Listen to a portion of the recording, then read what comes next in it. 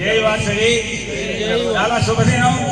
మనకెప్పుడో 1947లో స్వాతంత్రం వచ్చిన సందర్భంగా ప్రతి సంవత్సరం భారతీయ పౌరులందరూ సగౌరవంగా నిర్వహించుకునే పండుగ ఏంటంటే స్వాతంత్ర దినోత్సవం మాత్రమే.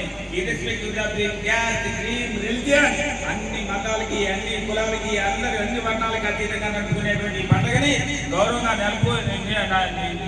నిర్వహించుకున్నాం, గౌరవంగా ఉన్నాం. గౌరవంగా బ్రతకడానికి ఇచ్చినటువంటి పెద్దలు ఇచ్చినటువంటి స్వాతంత్ర సంపాదనలో మనందరం పాల్గొని మనం అమ్మవారి కొరకు కూడా బాధ్యతలు కావాలి.